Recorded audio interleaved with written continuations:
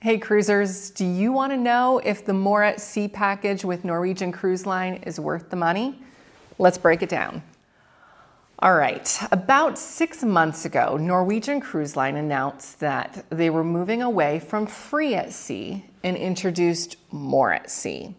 It allows for enhanced specialty dining, better drink package options with higher tiers of liquor, and for a lot of reasons, I see it as a really good value. But let's break each section down. So the package includes unlimited open bar. I'm going to put it up right here and kind of go through and chat about it. So you're going to get more premium beverage brands included, such as Grey Goose, Casamigos, and Woodford Reserve, and more. Woodford Reserve is my husband was thrilled when he saw that. That is his liquor for sure. More variety and more regional sourcing. Includes 45% more premium brands. No more $15 beverage cap. So it used to be that you could only get beverages that were up to $15. And if there was a $20 beverage or you wanted to upgrade your liquor, you would have to pay the difference. And the difference was sometimes substantial. My husband would do it to get his Woodford, and sometimes he was paying about $12 more a glass. So it was kind of ridiculous. So this was great for us. Over 100 cocktails to choose from, 20% off all bottles and champagne and wine. So you can get, if you're doing bottles, that's how you can save some money there. Unlimited soft drinks and juices, and it's applicable for all 21 and over guests, 1 through 8 on the reservation when guests 1 and 2 select the beverage package. So if you select this package in the stateroom, guests 1 and 2 have to get this package.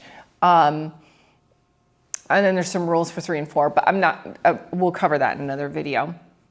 So that really breaks down the drink package. So quite honestly, if you like your higher end liquor, this is an awesome deal. It's a really good one. So let's talk about the enhanced specialty dining. I love specialty dining. So the fact that this wraps it in, I think, is a wonderful deal, and I think Norwegian did a great job with this. So if you have a sailing and you're a balcony or above, you will get, for 3 nights, if the sailing is 3 nights, you're going to get 1 specialty dining meal. So that's for your guest 1 and 2. For sailings that are 4 to 6 nights, you're going to get 2 meals. 7 nights, you're going to get 3 meals. 8 to 11 nights, you're going to get 4 specialty dining meals.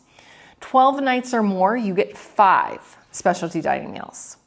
Now, if you are a studio or an inside ocean view, if you're 3 to 7 nights, you're going to get 1 meal. 8 to 11 nights, you're going to get 2 meals. 12 nights, you're going to get 3 meals. So really, I absolutely enjoy going to the specialty dining. I think Norwegian's main dining room is excellent as well. So the fact that when I go on my Alaska sailing, it's a 9-night sailing, I'm going to get 4 meals. I still can enjoy the main dining room those other nights. So I really think it's excellent. I think they did a great job with that.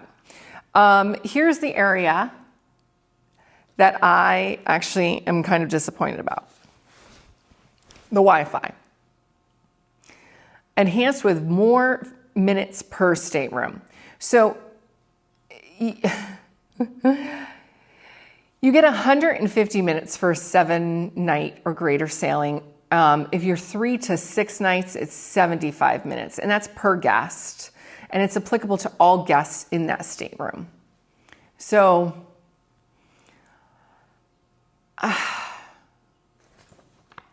look, guys, Norwegian, you've got the internet on. Just let people stream. I don't understand why you limit the minutes. It feels like I'm a teenager who just got a cell phone and can only talk on my phone for 100 minutes because that's all my plan was worth. It's just silly to me.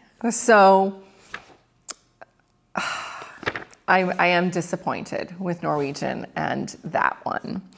$50, so now we go on to excursions. $50 credit per tour applicable for guest 1 only. So if you're guest 2 on the stateroom, you don't get that. And it's a $50 credit per tour. So however many ports you go to, every time you want to do an excursion, guest 1 gets $50 off. Okay. I mean, in my mind, I don't do cruise excursions. I find my own. But if there was like one that was like $75 and it was a short little one where maybe you go snorkeling somewhere for an hour, maybe I would do that. But I'm certainly not going to do it for like the day-long excursions that cost $600 per person. I can find my own excursion for $600, doing it independently, like through a Viator or something. So that's fine. So yeah, all in all, bravo to Norwegian. Up your game on Wi-Fi, and I think you'll have a lot of, you'll be winning a lot of the hearts of a lot of people. Okay, so now, is it worth it financially? On average, you're going to pay about $39 per person per day for the More at Sea program.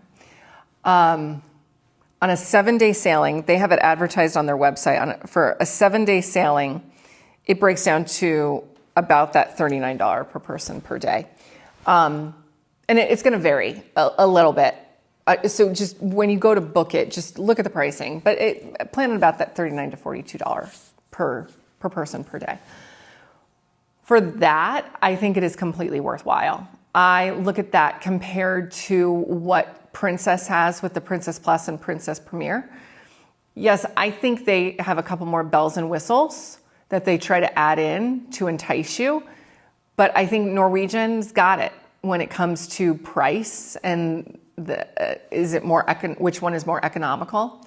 I think Norwegian gets it. So on your next sailing, check out that More at Sea. See if it's worthwhile for you. If you're not a big drinker, then it might not be. But then you compare the specialty dining and man, and if you do both, you have a cocktail a night or 2 and you do specialty dining,